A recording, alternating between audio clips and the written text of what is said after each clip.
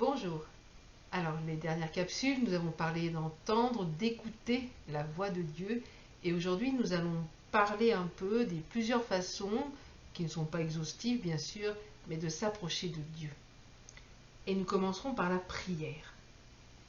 Dans le psaume 3.4 ou 3.5, en fonction des versions, il nous est dit « De ma voix, je crie à l'Éternel, et il me répond de sa montagne sainte. » Nous crions, nous exprimons nos besoins à Dieu, nous exprimons nos souffrances, et Dieu nous répond.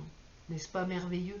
Le Dieu des dieux, le grand Dieu, l'alpha et l'oméga nous répond.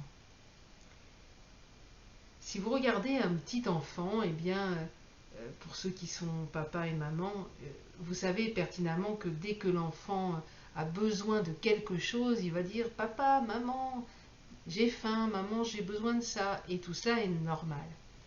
Et donc, nous, en tant qu'enfants de Dieu, il est normal que nous exprimions nos besoins à Dieu.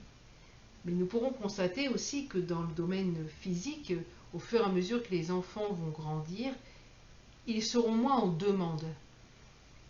Parce qu'il y a des choses qu'ils vont faire par eux-mêmes, etc. Donc c'est tout à fait normal. Mais de la même manière, nous, en tant qu'enfants de Dieu, même si la parole nous encourage, je le répète, à exprimer nos besoins, il nous faut passer à un moment donné à une autre étape. Bien sûr, nous demandons, mais nous devons aller au-delà. Parce que nous grandissons, nous mûrissons, nous prenons, on va dire, de l'âge dans le Seigneur.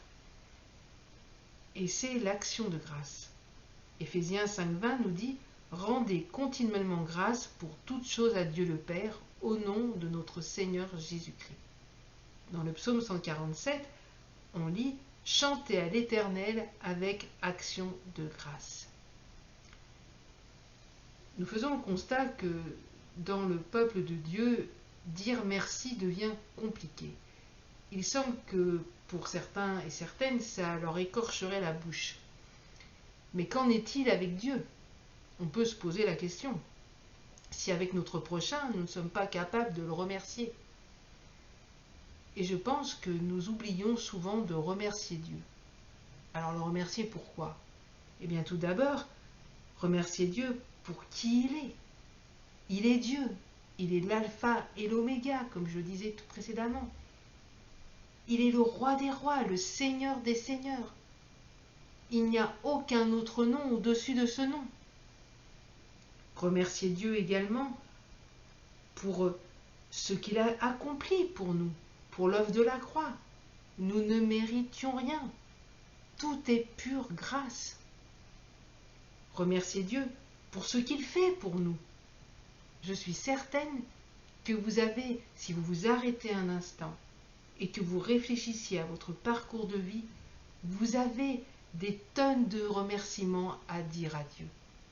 Je suis sûre qu'il a déjà fait tellement de choses pour votre vie. Alors aujourd'hui, ma question est, que dis-tu à Dieu? Qu'as-tu à lui dire? Vas-tu le prier ou vas-tu passer à l'étape de l'action de grâce? Je te laisse avec cette question et je te dis à une prochaine capsule. Et n'hésite pas à commenter ou à poser des questions. À bientôt. Bye bye.